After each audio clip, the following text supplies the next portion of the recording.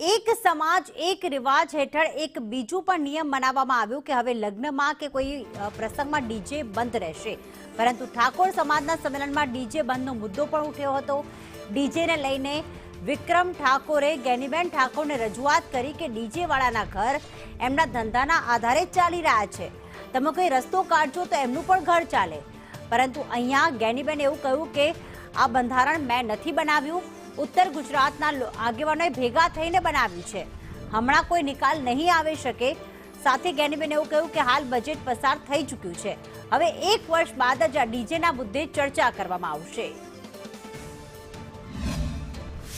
કે મને જાણવા મળ્યું ઘણા બધા જે ડીજેના કલાકારો હતા એ લોકોએ મને ફોન કર્યો, કીધું કે ભાઈ અમારી તો પરિસ્થિતિ બહુ ખરાબ થઈ ગઈ, કેમ કે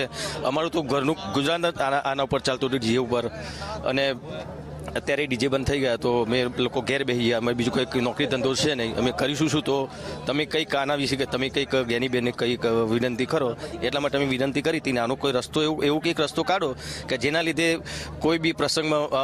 ડીજે હોય ના હોય, કોઈની પરિસ્થિતિ હોય પ્રમાણે ડીજે મંગાવો, અને મંગાવો તોય બી એનો ડીજેનો અવાજ ઓછો રાખે અને એનો કોઈ સમયગાળો રાખે કે ભાઈ આ સમય જ વગાડવું, આટલું જ વગાડવું, એવું કંઈક ગમે તે એવું કંઈક રસ્તો બધા આગેવાનો કાઢે। મારા એકલાથી કહેવાથી કશું ના થાય, તો બધા કેમ કે જ્ઞાનીબેન પણ પોતાનો નિર્ણય નહોતો, બધા આગેવાનો ભેગા થઈને નિર્ણય લીધો છે, તો એનો કંઈક રસ્તો એ આગળ જતા નીકળશે। મારી પાસે વિક્રમભાઈએ માગણી મૂકી અને એમને વાત કરી કે બેન આ ડીજે વાળાની એમની માગણી છે, એટલે હવે આ જે બંધારણ એ કોઈ જ્ઞાનીબેને નથી બનાવ્યું, સમગ્ર ઉત્તર ગુજરાતના 3 જિલ્લાઓએ સાથે મળીને બનાવ્યું છે,